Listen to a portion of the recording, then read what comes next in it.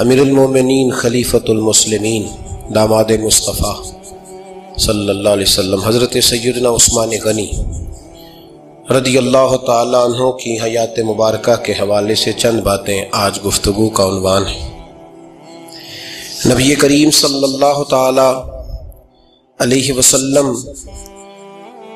نے حدیبیہ کے موقع پر 9 ہجری میں عمرے کا ارادہ فرمایا تھا، اور حضور صلی اللہ تعالیٰ علیہ وسلم اپنے کئی سو صحابہ کے ساتھ احرام باندھ کر مقام حدیبیہ پر پہنچ گئے۔ سفیر اس کو بنایا جاتا تھا جو بڑا سمجھدار اور زیرک آدمی ہوتا تھا۔ نبی پاک صلی اللہ علیہ وسلم نے اس موقع پر جس کو اپنا سفیر بنا کے بھیجا وہ حضرت سیدنا عثمان غنی رضی اللہ تعالیٰ عنہ۔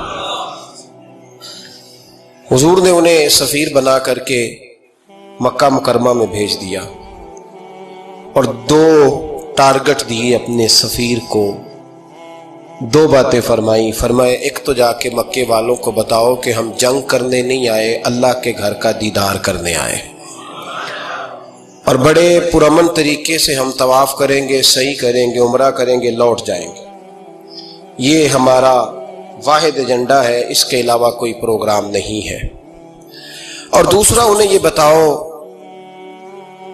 ان لوگوں کو جو ایک زمانے سے مکہ مکرمہ میں کفار مکہ کے ظلم سہ رہے ہیں، ہمارے وہ غلام جو یہاں بڑی تکلیف میں ہیں، ان کو یہ خبر دے دو، عثمان انہیں میرا پیغام دے دینا کہ اب تمہاری مشکلات کے دن تھوڑے رہ گئے، اب بڑی جلدی اللہ تبارک و تعالی دین اسلام کو فتح عطا فرما دے گا۔ حضرت عثمان غنی تشریف لے گئے۔ جب حضرت عثمان غنی وہاں پہنچے تو کفار نے آپ کو روک لیا۔ انہوں نے کہا کہ آپ رکیے، دیر ہو گئی۔ ادھر ابو سفیان نے حضرت عثمان غنی رضی اللہ تعالیٰ عنہ کو یہ کہا کہ ہم نبی پاک صلی اللہ علیہ وسلم کو اور ان کے صحابہ کو عمرہ نہیں کرنے دیں گے، آپ اگر چاہیں تو وہ سامنے بیت اللہ شریف ہے، طواف کریں، آب زمزم پئیں، حجر اسود پہ جائیں، مقام ابراہیم پہ جائیں، صفا مروہ کریں، آپ چاہیں تو کر لیں۔ تو حضرت عثمان غنی رضی اللہ تعالیٰ عنہ فرمانے لگے میں تڑپ رہا ہوں کعبے کے طواف کے لیے، لیکن میں بیت اللہ کا طواف اسی وقت کروں گا جب آگے آگے مجھے میرے مصطفیٰ کریم نظر آئیں گے صلی اللہ تعالی علیہ وسلم۔ لوگ آج پوچھتے ہیں کہ بغیر مدینہ شریف جائے حج مکمل نہیں ہوتا۔ میں نے کہا مدینہ شریف کے بغیر حج ہو جاتا ہے، پر مدینے والے کے بغیر نہیں ہوتا، اس لیے کہ حضور نے فرمایا صحیح مسلم میں خذوا عنی مناسککم، حج کے طریقے مجھ سے سیکھو۔ اللہ نے تو کہہ دیا حج کرو، تفصیل تو بتائی نہیں، تو اب آپ کو حضور سے سیکھنا پڑے گا۔ مدینے کے بغیر تو شاید حج ہو جائے، پر مدینے والے کے بغیر حج نہیں ہوتا۔ حضرت عثمان غنی رضی اللہ تعالیٰ عنہ کہنے لگے میں طواف ضرور کروں گا، پر اس وقت کروں گا جب مجھے حضور آگے آگے نظر آئیں گے۔ ادھر ایک شخص نے حضور کی بارگاہ میں بھی کہا، اپنوں کا نہ پتہ ہوتا ہے، دل بدستاور کے حج اکبر است۔ جو دل ہوتے ہیں نا، دل کو دل سے راہ ہوتی ہے۔ یہ کئی دفعہ جسم علیحدہ علیحدہ ہوتے ہیں پر یہ اکٹھے دھڑک رہے ہوتے ہیں، تو دل کو راہ ہوتی ہے۔ عرض کی یا رسول اللہ صلی اللہ علیہ وسلم عثمان غنی تو طواف کر رہے ہوں گے، صفا مروہ میں ہوں گے، بڑی موج ہوگی، آب زمزم کھول کے پی رہے ہوں گے۔ حضور نے سامنے والے کا چہرہ غور سے دیکھا، فرمایا عثمان کو تم زیادہ جانتے ہو کہ میں زیادہ جانتا ہوں؟ یا رسول اللہ آپ ہی زیادہ جانتے ہیں۔ فرمایا پھر فکر نہ کرو، عثمان میرے بغیر طواف نہیں کرے گا۔ بات ختم ہو گئی، میرے بغیر عثمان طواف نہیں کرے گا، ختم ہو۔ اب کسی نے افواہ پھیلا دی کہ حضرت عثمان غنی کو شہید کر دیا گیا۔ نبی پاک علیہ السلام تک بھی خبر آئی، حضور جانتے تھے۔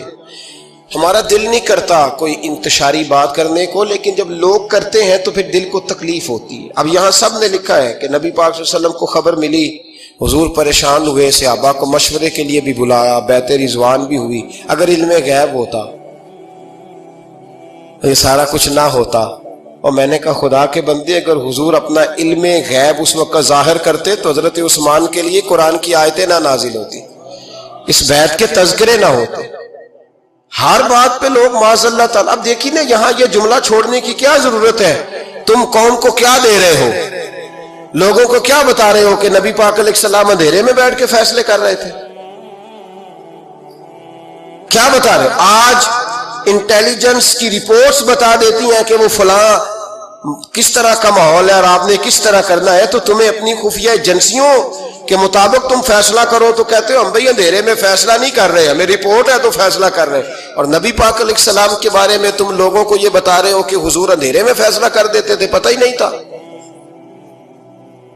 کس طرح کی بات کرتے ہو؟ میرے محبوب پاک علیہ الصلوۃ والسلام فرماتے ہیں کہ اللہ تبارک و تعالیٰ نے مجھے اس طرح کا علم عطا فرمایا ہے کہ جو تمہارے ذہن میں ہو مجھ سے پوچھو، میں فوراً تمہیں جواب دوں گا.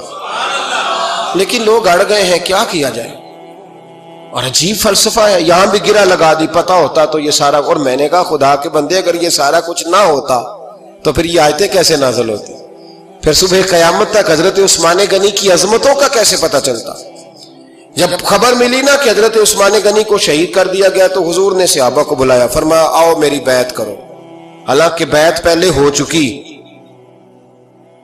آؤ دوبارہ بیعت کرو. یا رسول اللہ کس چیز کی بیعت کرنی ہے؟ تو نبی پاک نے فرمایا میرے ہاتھ پہ بیعت کرو کہ ہم عثمان غنی کے خون کا بدلہ لیے بغیر یہاں سے جائیں گے نہیں. ہم عثمان کے خون کا بدلہ لیے بغیر یہاں سے جائیں گے. اور حوالہ کسی نے دیکھنا علامہ اسماعیل حقی کا تو میں دکھاؤں گا. جس شخص نے دوڑ کر سب سے پہلے نبی پاک کی بیعت کی وہ مولا علی شیر خدا تھے. کہ یا رسول اللہ جانا ہی نہیں عثمان کا خون کا بدلہ لیے بغیر. سب سے پہلے شیر خدا آگے بڑھے. آج لوگ انہی لوگوں میں اختلاف دکھانے کی کوشش کرتے ہیں، صحیح لا حاصل کرتے ہیں. سب سے پہلے دوڑ کر حضرت شیر خدا آگے بڑھے کہ حضور میں بیعت کرتا ہوں. نبی پاک نے صحابہ کے ہاتھوں میں بیعت ہو رہی ہے. یہ وہ والا واقعہ نہیں جو اس چوک میں پیش آیا تھا، یہ وہ والا واقعہ نہیں جو میرے ساتھ ہوا تھا تو میں آپ کو سنا رہا ہوں. یہ وہ والا واقعہ ہے جو رب کو اتنا پسند آیا کہ اللہ نے قرآن پاک میں بیان فرما دیا ہے. اس کی اہمیت کا اندازہ لگائے کہ رب کریم کو اتنا محبوب ہے یہ انداز کہ قرآن میں بیان کیا. ایک درخت تھا، کانٹوں والا درخت، اس کو شارحین نے لکھا ہے. کچھ لوگ کہتے ہیں بیری کا درخت تھا. نبی پاک درخت کے نیچے بیٹھ گئے، فرمایا بیعت کرو سارے. کن کے لیے بیعت ہو رہی؟ حضرت عثمان غنی کے لیے.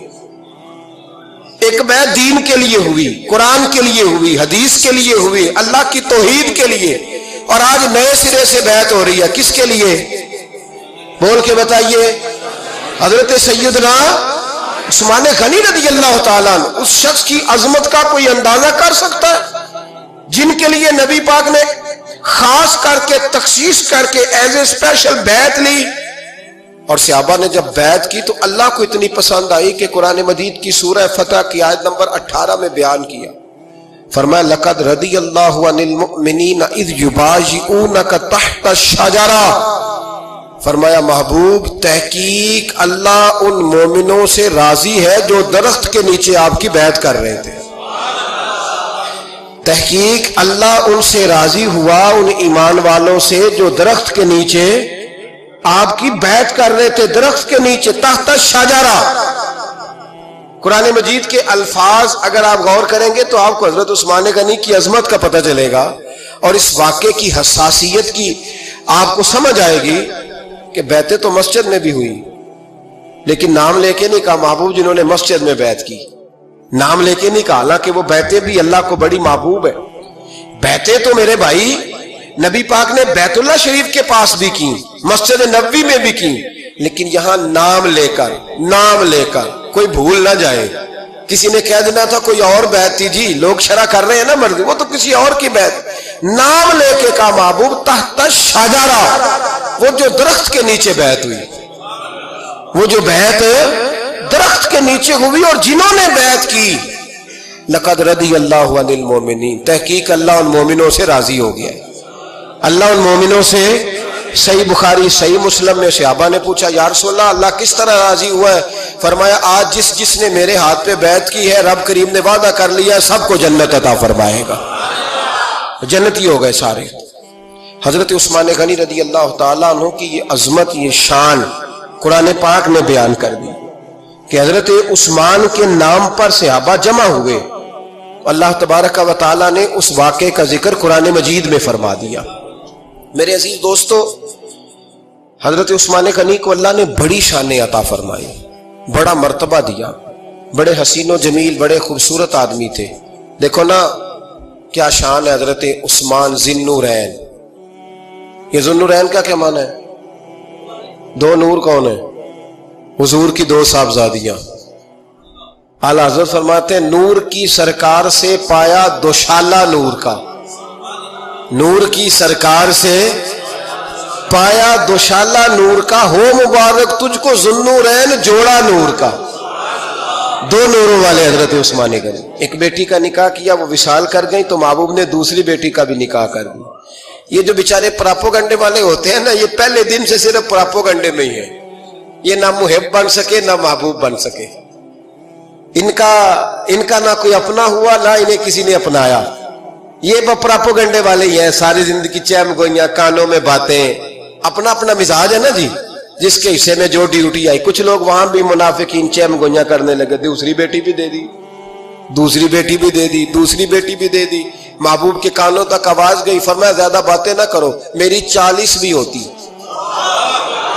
وہ ختم ہو گئی بات، تم 2-3 کی بات کرتے ہو، حدیث مبارکہ کے لفظ ہیں، نبی پاک نے فرمایا میری 40 بھی ہوتی، ایک کے بعد دوسری انتقال کرتی رہتی، میں ساری عثمان کو دے دیتا۔ حد ہو گئی بھئی، اتنا بڑا مرتبہ، چیم گوئیاں نہ کرو، دوسری بھی دے دی، میری 40 بھی ہوتی۔ اس حدیث کا ترجمہ یہ ہے کہ محبوب فرماتے ہیں کہ مجھے عثمان پر اعتبار ہی بڑا ہے، مجھے عثمان پیارا ہی بڑا ہے، عثمان غنی کی عظمت ہی بڑی ہے۔ فرمایا میری 40 بھی ہوتی تو میں ساری یکے بعد دیگر حضرت اسامہ بن زید رضی اللہ تعالیٰ عنہ فرماتے ہیں نبی پاک نے اپنی صاحبزادی حضرت رقیہ رضی اللہ تعالیٰ عنہ کا نکاح حضرت عثمان غنی کے ساتھ کیا تو دونوں میاں بیوی پیارے بڑے تھے، حسین و جمیل بڑے۔ حضرت عثمان بڑے نفیس آدمی تھے، بڑی نفاست تھی، کپڑا سادہ پہنتے تھے، لیکن لوگ کہتے ہیں کبھی ہم نے ان کے کپڑوں پہ دھبا نہیں دیکھا، چہرے پر اتنا سا گرد کا نشان نہیں دیکھا۔ ہمارے ملک میں سب سے زیادہ خرچہ میک اپ کا آتا ہے، پتہ ہے آپ کو جی؟ اب اگلی جو بات کرنی ہے اس پہ اپنے آپ کو وقت کتنا دیتے ہو، سجنے میں، سورنے میں، تیار ہونے میں کتنا وقت لگاتے ہو؟ فرمانے لگے حضرت عثمان غنی اتنا تو ٹائم ہی نہیں ہے کہ اپنے آپ کو دیا جائے۔ تو قبر اتنے پیارے کیسے لگتے ہو؟ فرمانے لگے اپنی وجہ سے نہیں لگتا، حضور کی وجہ سے پیارا لگتا۔ کب وہ کس طرح؟ فرمانے لگے نبی پاک صلی اللہ علیہ وسلم نے ہمیں وضو دیا ہے، فرمایا ایک دفعہ وضو کر کے آئینے کے سامنے کھڑا ہوتا ہوں جو لگتا ہے اللہ نے میرے چہرے کو پہلے سے زیادہ نور عطا کر دیا ہے۔ لیکن نا باقی جسم چھپا ہوا ہے اور جو ظاہر ہے اس پر وضو کا حکم ہے۔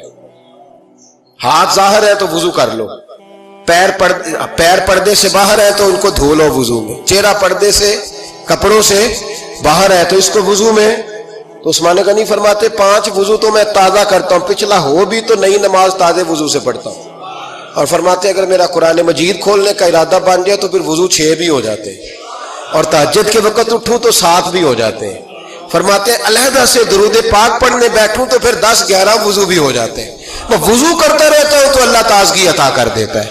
حضرت اسامہ بن زید حضور کے غلام زادے فرماتے میں چھوٹا سا تھا تو نبی پاک کے گھر میں گوشت پکا تو سرکار کو 4 بیٹیوں سے بڑا پیار تھا، حضرت فاطمہ سے زیادہ ہے لیکن 4 بیٹیوں سے بڑی محبت تھی۔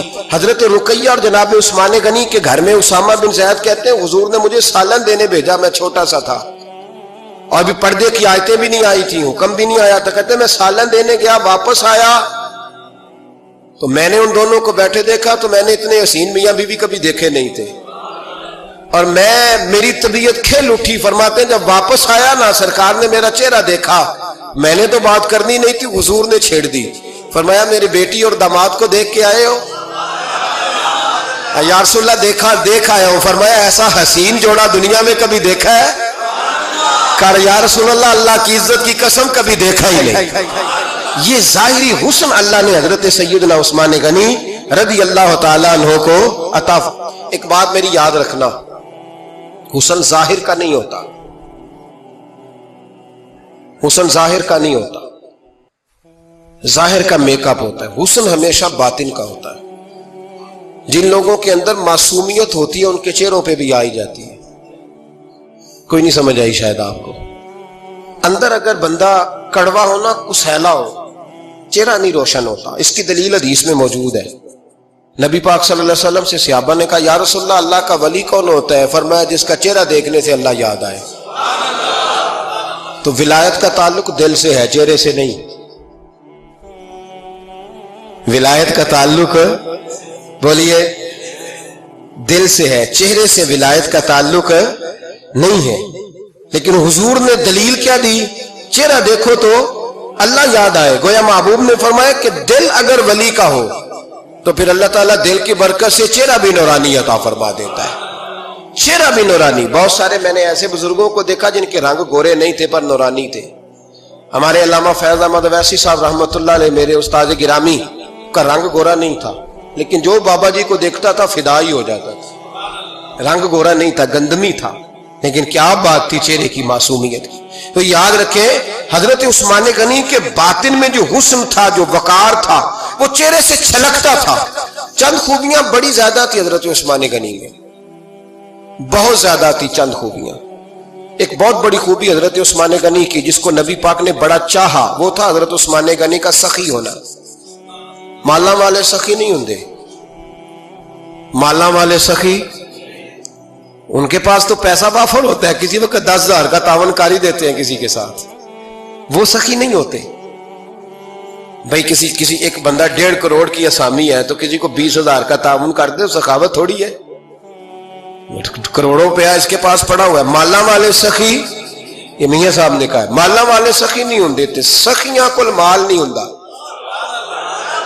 سخیاں کل مال ہے اس لیے کہ جمع کریں گے تو رہے گا نا. وہ سخی جمع کرتا ہی نہیں. مالا والے سخی نہیں ہوندے. سخیاں کل مال نہیں ہوندا. ایتھے اوتھے دوویں جہانی سخی کنگال نہیں ہوندا. حضرت عثمان غنی رضی اللہ تعالیٰ عنہ فرماتے ہیں کہ جس دن حضور نے تبوک کے لیے جیش اسرا کے لیے اعلان کیا نا، تو حضرت عثمان غنی فرماتے ہیں کہ حضرت ابو بکر صدیق تو سارا مال لے آئے تھے، جناب عمر آدھا لے آئے تھے، مولا علی شیر خدا نے جی کھول کے دیا تھا، لیکن 800 گھوڑے بما پالان کی ضرورت تھی. یعنی 800 فوجیوں کا خرچہ. اپنے لفظوں میں بات کر رہا ہوں. فوجی کا خرچہ کیا ہوتا تھا کہ فوجی کا گھوڑا بھی چاہیے، گھوڑے کے ساتھ کجاوا بھی چاہیے، تلوار بھی چاہیے، نیزہ بھی چاہیے، تیر بھی چاہیے، لوہے کی جیکٹ بھی چاہیے. حضرت عثمان غنی کہتے ہیں نبی پاک نے اعلان کرنا شروع کیا. ایک دفعہ اعلان کیا تو میں نے کہا حضور 200 فوجی کا خرچہ میرا. نبی پاک نے دوسری دفعہ اعلان کیا تو کوئی اٹھا ہی نہیں. جنہوں نے دینا تھا وہ تو سارا کچھ پہلے ہی دے چکے تھے، کوئی اٹھا نہیں. کہتے مجھے بڑا عجیب لگا کہ میرے مصطفیٰ اعلان کریں. حضرت عثمان غنی فرماتے ہیں، شاہ ولی اللہ صاحب نے ازالت الخفا میں لکھا ہے کہ یوں پکڑ کے کہتے ہیں میں نے اپنا نا گریبان پکڑ لیا. عثمان تیرے نبی کو اعلان کرنا پڑ رہا. کہتے 1000 فوجی کا خرچہ چاہیے تھا، 1000 کا. عثمان کہتے تیسری دفعہ حضور نے اعلان کیا تو کہا یا رسول اللہ 200 اور ڈال لے. سنو سخی کس کو کہتے ہیں. حضرت عثمان غنی رضی اللہ تعالیٰ عنہ فرماتے ہیں میرے پاس کل خرچہ میرے پاس 800 فوجیوں کا تھا. میں سارا کچھ بھی گھر سے لے آؤں تو 1000 میں پھر بھی پورا نہیں کر سکتا تھا. لیکن جب نبی پاک نے چوتھی دفعہ کہا نا کہ اٹھو بھائی ابھی خرچہ چاہیے، عثمان کہتے مجھے لگتا تھا میرے گریبان پھٹ جائے گا. یار میرے محبوب کو اعلان کرنا پڑ رہا ہے. عثمان غنی فرماتے میں اٹھ کے کھڑا ہوا. میں نے کہا حضور اب آپ نے اعلان نہیں کرنا، آپ 1000 ہی میرے کھاتے میں ڈال دیں، میں سب کا بندوبست کرا دوں گا. فرماتے میں نے 200 فوجی کا خرچہ پکڑ دکڑ کے پورا کیا. 200 کا خرچہ.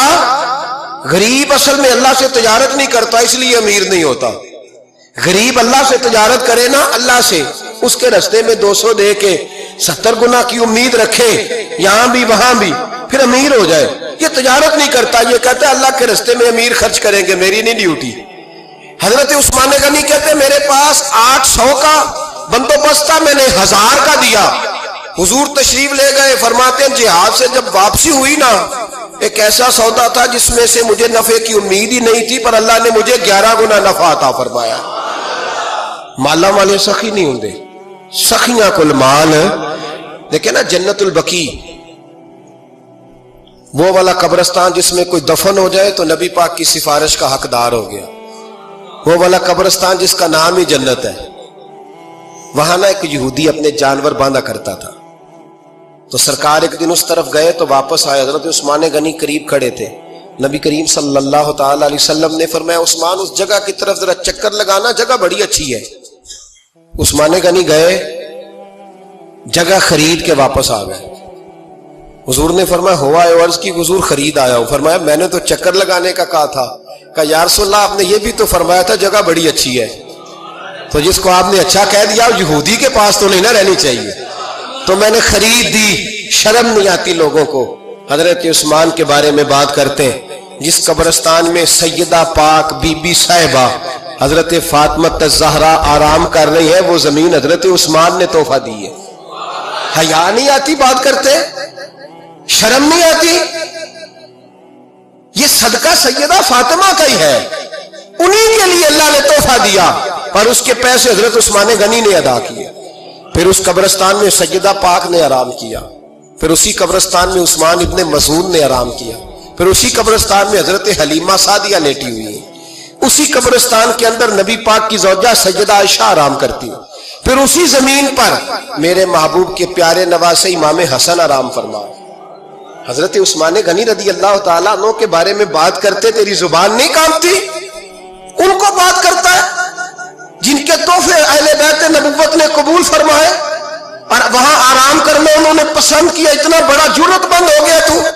حضرت سیدنا عثمان غنی رضی اللہ تعالیٰ عنہ سخاوت کی تو کمال کر دیا حضرت عثمان غنی، اور پھر ضرورت سے زیادہ پیسے دے کے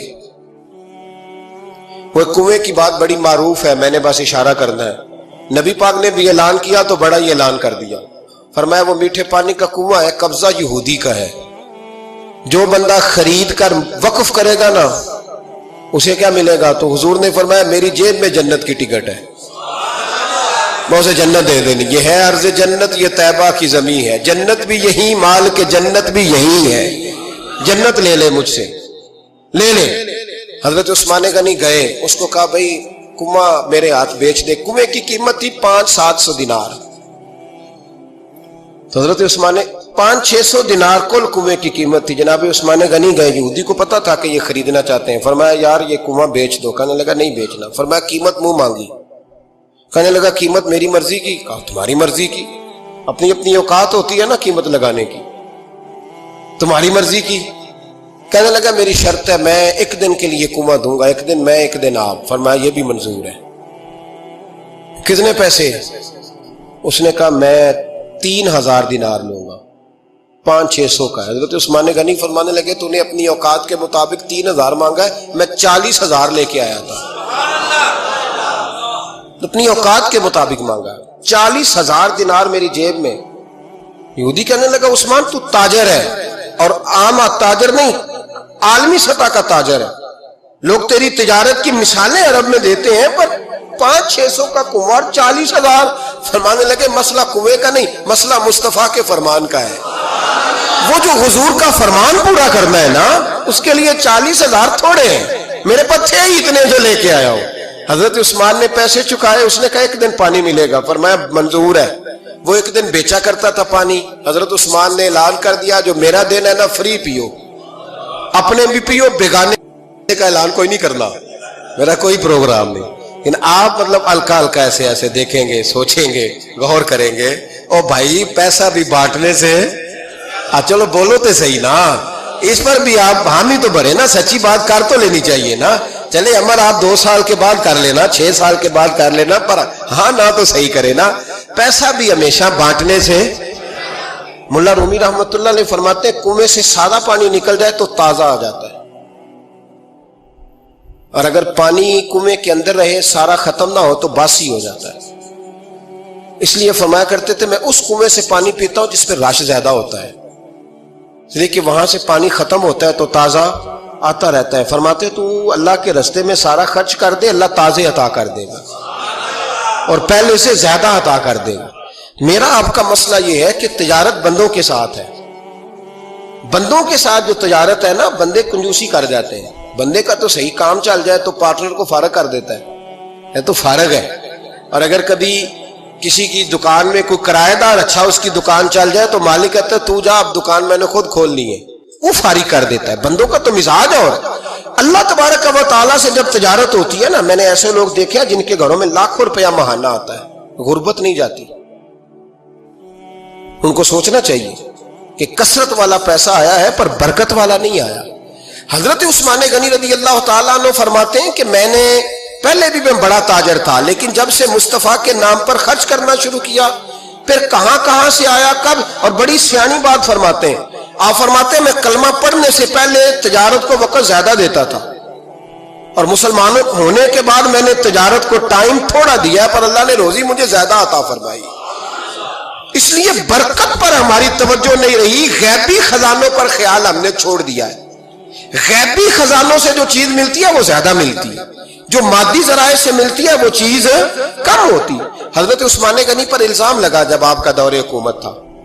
یہ یاد رکھیں کہ سب سے زیادہ الزامات حضرت عثمان غنی پہ لگائے گئے. جن بندوں کے قد کاٹ زیادہ ہوتے ہیں ان کے خلاف پراپوگنڈے بھی لمبے چوڑے ہی ہوتے ہیں. بڑی بڑی بات یاد رکھنا. کہا گیا کہ حضرت عثمان لوگوں کو نوازتے بڑا ہے، بڑا دیتے ہیں حضرت عثمان غنی. تو حضرت عثمان غنی فرمایا کرتے تھے حکمران تو میں آج بنا ہوں تو میں تو پہلے بھی بڑا دیتا تھا، وہ کس خزانے سے دیتا تھا؟ آپ جواب دیا کرتے. دیکھیں ذرا، لاکھوں لوگ حج کرنے آتے تھے، پر حضرت عثمان غنی حج کرنے جاتے تو اعلان کر دیتے کہ کوئی حاجی حج کے موقع پر آ کے کھانا نہ پکائے، سب کو کھانا عثمان غنی اپنی جیب سے دیا کریں گے. مینا میں لنگر کھانا ہوتا تھا حضرت عثمان غنی کا، مینا میں. فرماتے تھے کھاؤ حاجیوں جتنا کھا سکتے. اور پھر حضرت عثمان غنی کا اعلان تھا، خدام کو کہتے تھے میں آخر میں کھاؤں گا، پہلے میرے سارے آنے والے حاجیوں کو کھلایا جائے. ایک مجھ سے نا ایک دوست نے سوال پوچھا 4-5 دن ہو گئے. کچھ سوال ایسے ہوتے ہیں جو بندے کو نا چوراہے پہ لا کے کھڑا کر دیتے ہیں، زندگی میں نہ بھولنے والے سوالات ہوتے ہیں. ایک شخص نے سوال پوچھا، کہنے لگا اوکاڑے دینی اور مذہبی گھرانہ ہے، اوکاڑے سے تعلق ہے، میرے ساتھ محبت کا رشتہ ہے. کہنے لگے بیٹی کی شادی کر دی ہے راولپنڈی میں. آپ کی بھی بیٹیاں ہیں، میری بھی بیٹی ہے. بیٹی کی شادی کر دی ہے راولپنڈی میں. اب بچی چند دن رہنے آئی ہے. پوچھنا یہ ہے کہ نماز پوری پڑھے گی کہ قصر پڑھے گی؟ تو میرا تو اس نے کام کر دیا، حد ہو گئی، رو رو کے برا حال. میں نے کہا یار تو بند کر دے فون، رات کو بتاؤں گا. کیا پوچھ لیا یار تو نے؟ بیٹی مسافر نہیں ہوتی، بیٹی تو مہرانی ہوتی ہے باپ کے گھر کی. وہ بیٹی مطلب کیسے بتاؤں کہ دل کرتا ہے کہ بیٹی وہ صرف ہنسے، وہ روئے کبھی نہ. یہ دعا ہوتی ہے. تو نے اتنا بڑا سوال کیوں کیا؟ بہرحال علماء کو کچھ چیزوں کے جواب دینے پڑتے ہیں. میں نے کہا میں رات کو بتاؤں گا. رات کو پھر فون آیا کہ آپ وہ بڑی جلدی جواب دینے کے عادی ہیں تو دیر کیوں کر دی؟ تو میں نے کہا یار جواب تو میرے پاس تھا لیکن ہمت نہیں تھی ابھی. تو میں نے کہا کہ اگر تو بیٹی آئی ہے والد کے گھر میں اور ابا جی کا پروگرام ہے اسے جائیداد میں سے حصہ دینے کا، تو پھر تو بیٹی نماز پوری پڑے گی. لیکن اگر ابا جی نے علیحدہ کر کے انگوٹھا لگوانا ہے تو پھر بیٹی مسافر ہے. اگر ابا جی نے اس کو علیحدہ کر کے انگوٹھا لگوانا ہے نا کہ دے دے بھائیوں کو، خیر ہے تیری شادی پہ خرچہ کر دیا ہے. اگر ابا جی کے دل میں نے کہا یہ ابے سے فتویٰ پوچھ لو، اگر ابا جی کے دل میں چور ہے نا کہ بیٹی کو دینا کچھ نہیں، تو پھر بیٹی نے نماز قصر پڑھنی ہے. اس لیے کہ پھر وہ وہاں حصے دار. اس کی دلیل حضرت عثمان غنی رضی اللہ تعالیٰ عنہ حج کے لیے تشریف لے گئے تو لوگوں نے حضرت عثمان غنی سے کہا کہ نبی پاک بھی قصر نماز پڑھتے تھے، حضرت عمر بھی حج کے موقع پر قصر پڑھتے، حضرت ابوبکر بھی، آپ کیوں پوری پڑھتے؟ فرمایا ان کا مکے میں گھر کوئی نہیں تھا، میرے تو پورے کے پورے باغ ہیں، تو میں یہاں مسافر نہیں ہوں، میں یہاں مقیم ہوں. تو اگر تو بیٹی کا حصہ بھی ہے ابا جی کے گھر میں تو پھر وہ نماز پوری پڑے گی. لیکن اگر ابا جی نے اللہ تعالیٰ خیر فرمائے بیٹوں کے حق میں فیصلہ سنا دیا ہے اور انہوں نے بیٹی سے کہہ دیا ہے کہ چھوڑ، جو بیٹیاں حصہ لیتی ہیں ان کے بھائی نہیں ملتے تو نہ ملے بھائی، کوئی حرج نہیں. ضروری ہے ظالم بھائیوں سے رابطہ رکھنا جو کھا جائے بہنوں کا حصہ. والد ظالم ہے، ظالم ہے باپ، بیٹے کو حصہ دیتا ہے بیٹی کو نہیں دیتا. اور یہ 1.5 مربے والے جاگیردار کی بات نہیں کر رہا، جس کا 4 مرلے کا مکان ہے اس کی بیٹی کا بھی حصہ بنتا ہے. کیوں کھاتے ہو بیٹیوں کا حصہ؟ ڈر نہیں آتا اللہ تعالیٰ سے؟ کیوں کھاتے ہیں لوگ بیٹیوں کا حصہ؟ جب اللہ رسول نے رکھا ہے تو کیوں کھا جاتے؟ اور پھر کہتے ہیں جناب بڑا پیار ہے بیٹی سے، رونے دھونے کے لیے پیار ہے۔ تو یاد رکھیں حضرت عثمان غنی رضی اللہ تعالیٰ عنہ کا لنگر چلتا تھا۔ تو میرے بھائی ایک اور بہت بڑی خوبی حضرت عثمان غنی کی، تیسری، وہ یہ تھی کہ آپ میں اللہ نے بہت زیادہ حیا رکھی تھی۔ آج نا اگر آپ ناراض نہ ہو تو ہماری حکومتوں میں جو بدتمیز زیادہ ہوتا ہے اس کا عہدہ زیادہ ہوتا ہے، اس کو اچھا عہدہ ملتا ہے جو بدتمیزی زیادہ کرتا ہے۔ اور ہمارے ہاں نوجوان سمجھتے ہیں کہ کھل کے پھرنا، کھل کے کھانا، مرضی کا لباس پہننا۔ ہمارے ایک بزرگ فرمایا کرتے تھے جب سے پیسے لوگوں کے پاس زیادہ آئے ہیں لباس چھوٹے ہو گئے، پیسہ زیادہ آ گیا، کپڑے جسموں پہ سکڑ گئے۔ لوگ سمجھتے ہیں کہ بس جو دل میں آئے کہہ دینے کا نام جمہوریت ہے، آزادی رائے ہے۔ حضرت عثمان غنی رضی اللہ تعالیٰ عنہ شرم و حیا کے پیکر تھے، بڑا پیسہ تھا، بڑا کچھ تھا، لوگ ڈرتے تھے، سردار بھی تھے، جو چاہتے کر سکتے، روب طاری ہوتا۔ لیکن عثمان غنی کو جب بھی کوئی دیکھتا تھا کسی کونے میں بیٹھے نظر آتے، چھپے ہوئے، پیچھے، شرم و حیا، نفاست پسندی، بڑھ بڑھ کے آگے ہونا، ہر ویڈیو میں شامل ہونے کی کوشش کرنے کا نام پیار نہیں ہے۔ نفاست پسند جو لوگ ہوتے ہیں وہ اکثر چھپے ہوئے ہوتے ہیں، ان کا پتہ ہی نہیں ہوتا لوگوں کو کہ پیچھے دراصل ہے کون۔ دیکھیے نا بڑی معروف حدیث ہے صحیح مسلم میں، نبی پاک صلی اللہ علیہ وسلم آرام فرما رہے تھے، حضور نے تامت مبارک باندھی ہوئی تھی، لیٹے ہوئے تھے سرکار۔ تو جب آدمی لیٹتے تھے نا، ہمارے بزرگ بھی جب لیٹتے ہیں تو تامت کو سمیٹا کرتے تھے تو گھٹنوں تک آ جاتی تھی، دیکھا نا آپ نے، گھٹنوں تک تامت آ جاتی جب لیٹتے۔ تو سرکار بھی لیٹے تھے، پردے کی ابھی آیتیں نہیں آئی تھی، دروازے پہ دستک ہوئی، حضرت عائشہ صدیقہ عرض کرنے لگے یا رسول اللہ میرے ابا جان جناب ابو بکر صدیق آئے۔ حضور نے فرمایا بلا لو۔ حضرت عائشہ کہتی ہیں وہ آ کے بیٹھ گئے، حضور لیٹے رہے، پھر دستک ہوئی، اب کون ہے؟ کہا سیدنا فاروق اعظم۔ کہا عائشہ آپ ساتھ والے حجرے میں چلی جاؤ۔ اماں جی وہاں چلی گئی۔ تھوڑی دیر کے بعد حضرت عمر آئے، حضور لیٹے رہے، جناب عائشہ کہتی ہیں پھر دستک ہوئی، اب کون ہے؟ فرمایا عثمان غنی۔ نبی کریم نے فرمایا اسے کہو ذرا ٹھہر جائے۔ حضرت عثمان ٹھہرے تو حضور اٹھ کے بیٹھے، تہمت مبارک کو ٹھیک کیا، پھر اپنے کرتے مبارک کو سیدھا کیا، پھر دستار کو سیدھا کیا، فرمایا اب بلاؤ عثمان غنی کو۔ حالانکہ جاہو جلال حضرت عمر کا زیادہ ہے، حالانکہ وقار مقام حضرت صدیق اکبر کا زیادہ ہے، اب بلاؤ عثمان غنی کو۔ حضرت عثمان غنی رضی اللہ تعالیٰ عنہ آئے، بیٹھے، بات چیت ہوئی، تینوں چلے گئے۔ حضرت عائشہ صدیقہ کہتی ہے میرے ذہن میں سوال رہ گیا، میں نے عرض کی یا رسول اللہ صلی اللہ تعالیٰ علیہ وسلم وہ دو لوگ آئے، آپ بیٹھے رہے، عثمان آئے تو آپ نے اہتمام کیا، کیا لفظ ہے، اور لفظوں میں تاثیر ہے، اور جملے دو کہے نبی پاک نے لیکن کتنا بڑا ان کا مرتبہ بیان کیا۔ فرمایا عائشہ میں اس شخص سے حیا نہ کروں جس سے اللہ کے فرشتے بھی حیا کرتے ہیں، میں اس سے حیا نہ کروں جس سے اللہ کے فرشتے بھی حیا کرتے ہیں۔ حضرت عثمان غنی فرمایا کرتے تھے میں نے جب سے حضور کا چہرہ دیکھا ہے دوبارہ پلٹ کے اپنی شرمگاہ بھی کبھی نہیں دیکھی، گویا میں نے اپنی آنکھوں کا وضو نہیں توڑا جب سے حضور کا۔ فرماتے جب سے یہ ہاتھ نبی پاک کو بیعت کے لیے دیا ہے پھر گندگی میں نہیں جانے دیا میں نے سیدھا ہاتھ۔ حضرت عثمان غنی فرمایا کرتے تھے میں اپنے گھر کے اندر اپنے غسل خانے میں چار دیواری کے اندر بھی کپڑوں سمیت غسل کرتا ہوں، مجھے حیا آتی ہے غسل خانے میں بھی کپڑے۔ اور سنو ایک اور بڑی بات اہم، آپ فرمایا کرتے تھے میری جو محرم عورتیں ہیں نا، محرم پھپھی خالہ،